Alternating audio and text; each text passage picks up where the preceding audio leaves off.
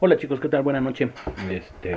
Obviamente les ofrezco una disculpa por la hora en la que estamos enviando el video, pero bueno, es importante que empecemos a trabajar a partir de hoy para que no se nos venga el tiempo encima, ¿sale? Entonces, hoy vamos a hacer, bueno, les vamos a pedir que terminen de hacer este tipo de ejercicio o este ejercicio.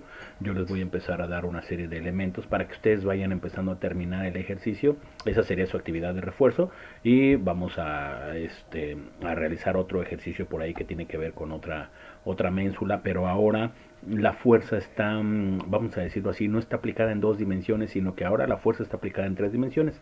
No es tan difícil como se ve, de verdad que no es tan complejo. Entonces vamos a empezarle. En este problemita tenemos un poste que está anclado en el punto D y nos piden que calculemos la tensión que se requiere para que en este punto D se genere un momento de 960 newtons metro. ¿Sale? Aquí me falta ponerle la M. Bueno, entonces son 960 newtons metro que tienen que ser aplicados o a partir del punto D, que van a provocar que obviamente este,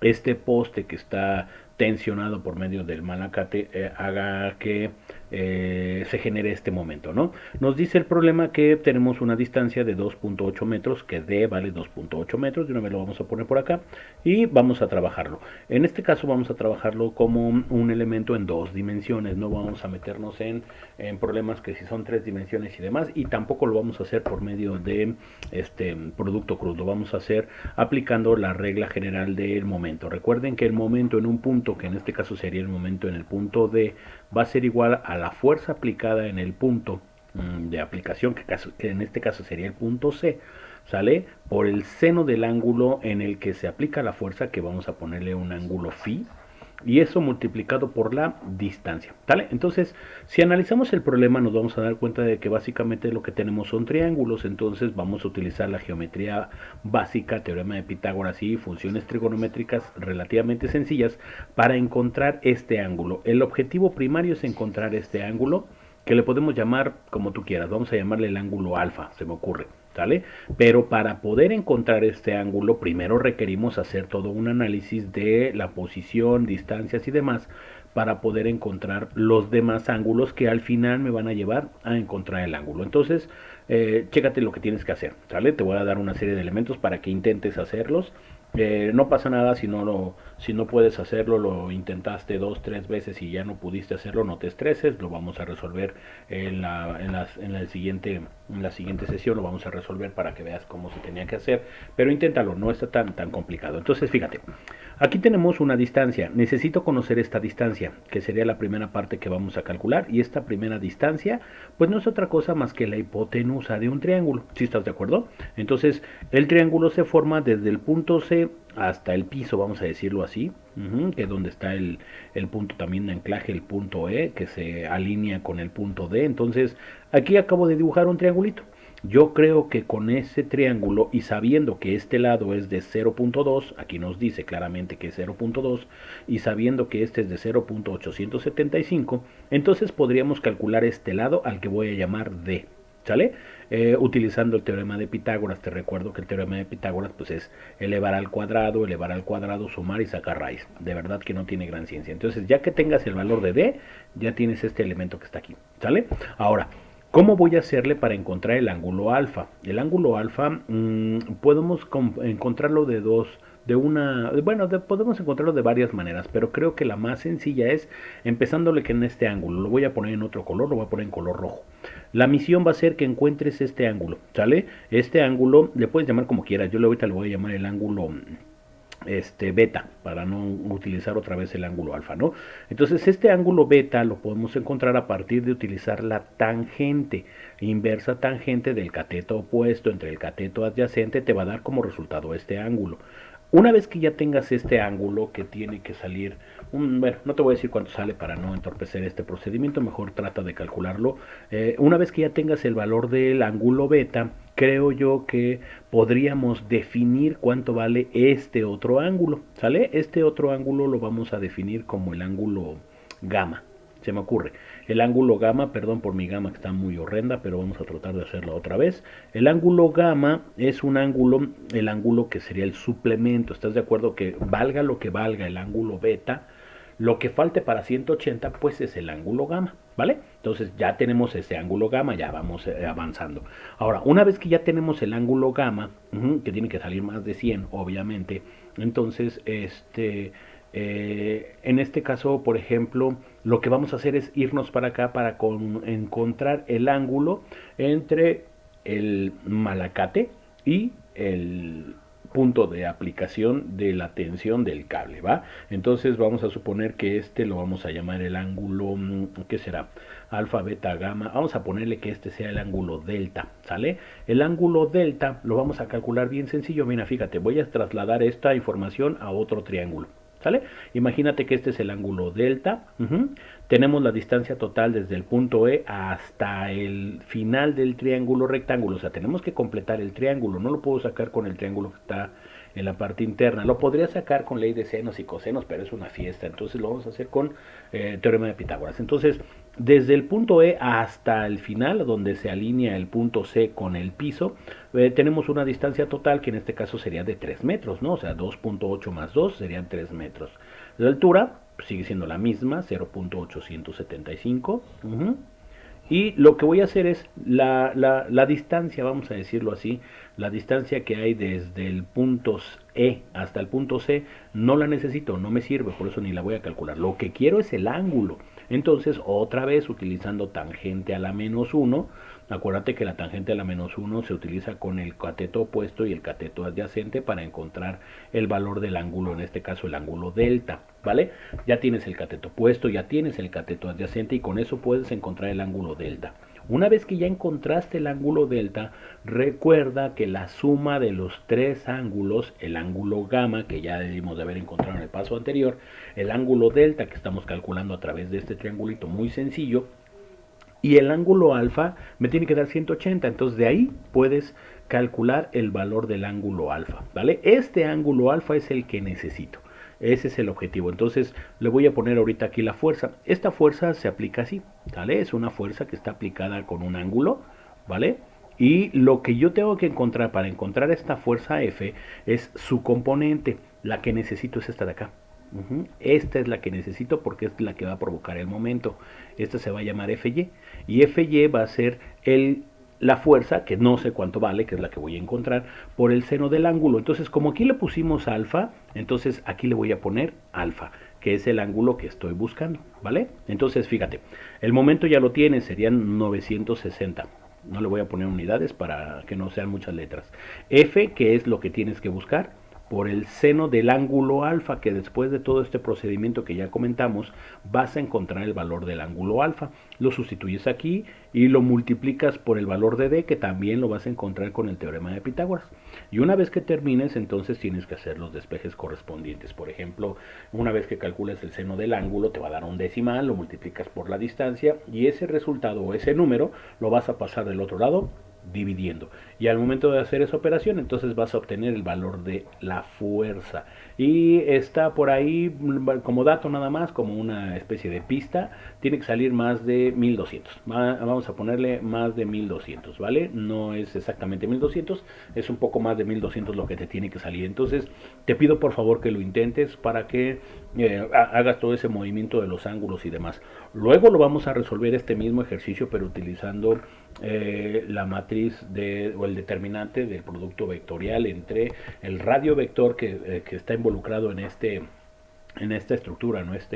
En esta configuración, y en los componentes de F y demás, y el resultado que va a salir también es muy similar a hacerlo de esta manera, ¿vale? Entonces este sería tu primer ejercicio de tu actividad de refuerzo.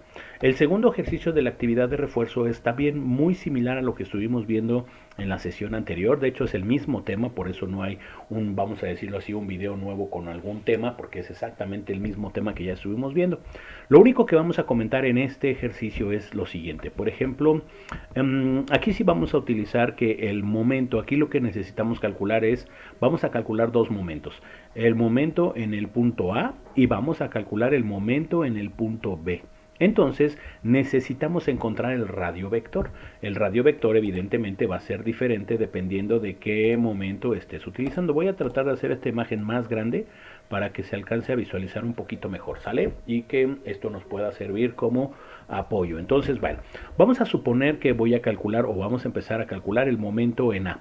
El momento en A siempre va a ser obviamente el radio vector que va del punto A al punto C, que sería el punto donde se aplica la fuerza, el producto cruz por la fuerza aplicada, que en este caso sería el vector rojo. Pero nota que el vector rojo no está alineado con el eje de las X, sino más bien está alineado con el eje de las Y y el eje de las Z. Y eso es lo que hay que comentar en este caso, que está de verdad bastante sencillo. Para encontrar el momento en B, pues vamos a hacer exactamente lo mismo, pero en lugar de tener el radio vector del punto C hacia el punto A, vamos a utilizar el radio vector del punto C al punto B. Los datos, todo lo demás es exactamente igual, lo único que va a cambiar va a ser el radio vector, que no va a ser del punto A al punto C, sino que va a ser el radio vector del punto A, no es cierto, del punto B, así, del punto B al punto C. ¿Sale? Entonces es lo único que va a cambiar en los dos. Obviamente lo vamos a multiplicar con un producto vectorial por la fuerza expresada en términos de IJK. ¿Sale? Y bueno, vamos a hacer el análisis. Miren, en este caso en la fuerza, que es lo que me interesa mucho que veamos en este ejemplo, en el caso de la fuerza lo voy a poner en color verde. Voy a tener que, vamos a decirlo así, este vector o esta fuerza está aplicada de lado, por llamarlo de una forma, ¿no? Imagínate que la ménsula está obviamente anclada a la pared, a lo mejor con un par de tornillos en el punto A y en el punto B, obviamente está formando una escuadra, y en el punto C, del lado derecho, vamos a decirlo así, viendo la ménsula de frente, del lado derecho se aplica una fuerza, que en este caso, en este diagrama, como en 3 dimensiones, la fuerza se ve como si viniera de atrás hacia adelante, ¿no? Entonces, bueno, para poder hacerlo necesito encontrar las componentes de la fuerza. La primer componente que voy a encontrar o que debo de encontrar es esta que estoy tratando de dibujar aquí en verde. Esa componente, chicos y chicas, se va a llamar simple y sencillamente componente en el eje de las zetas. Y como es vamos a decirlo así, una de las componentes del triángulo rectángulo, pues no es otra cosa más que el valor de la fuerza, que son los 200 newtons, multiplicado por el coseno del ángulo que forma. Obviamente forma 60 grados con respecto a el eje de las zetas y el vector, ¿vale? Entonces ya el coseno de 60 grados, ese sería el valor de Fz. Debería de tomarse como positivo ya al momento de hacer el análisis de los componentes de la fuerza, porque vamos a decirlo así, viene hacia nosotros, por decirlo de una forma, ¿no? En este tipo de proyección isométrica viene hacia nosotros, entonces se toma positivo. Y ojo, chicos, aquí está la clave, esto tiene que estar en K. ¿Sale? En los otros ejercicios que hicimos en la actividad anterior era una ménsula que se estaba viendo desde una sola vista, una vista lateral en 2 dimensiones, y entonces nada más se manejaba I, J, y en las K le poníamos ceros. En este caso no, aquí sí vamos a involucrar la I, la J y la K, por eso es importante que lo intentemos, igual y a lo mejor con eso nos va a servir un buen, ¿sale? Y necesitamos encontrar la otra componente. Esta otra componente la voy a poner en color naranja, a ver si no está muy gruesa la punta. No, yo creo que está bien. Esta va a ir así. Esta componente naranja va hacia abajo, ¿sale? No es tan complejo como parece. Esta componente en J o esta componente en el eje de las Y, que está relacionada obviamente con J, pues no es otra cosa más que la F, pero como es el cateto opuesto, si tú te fijas aquí nos dice 60-30, quiere decir que tú tienes dos opciones. Si lo haces con 30, entonces es el cateto adyacente, ¿vale? Pero si lo haces con 60, como lo estábamos haciendo con el eje de las zetas, entonces es el cateto opuesto. Lo voy a hacer con el mismo ángulo para no hacernos más bolas. Entonces es el seno de 60 grados. ¿Sale? Obviamente esto se va a convertir en un número porque la F pues, vale 200 y el seno de 60 también es un número y nos va a dar como resultado obviamente un número que está relacionado en el eje de las J. Y recuerda, y aquí ya estarían las dos componentes, estas serían las componentes de tu de tu fuerza, y en ambos casos para encontrar el momento en A y el momento en B, ambos casos necesitas la fuerza distribuida en componentes. En este caso van a ser componentes JK. Estos recuerda que van a ser componentes JK porque la fuerza está en ese plano, en el plano de las Y's y de las Z's. No está en el plano de las X, entonces hay que tener mucho cuidado con esa parte, ¿sale? En el caso, por ejemplo, chicos, del radio vector, el radio vector está bastante sencillo. Lo voy a poner con este rojo un poco más gruesecito. Entonces, en el caso de A, por ejemplo, sería el radio vector que va desde el punto A hasta el punto C, ¿no? Más o menos algo así, ¿sale? Del punto A al punto C. Entonces, pues nada más es cuestión de posicionamientos.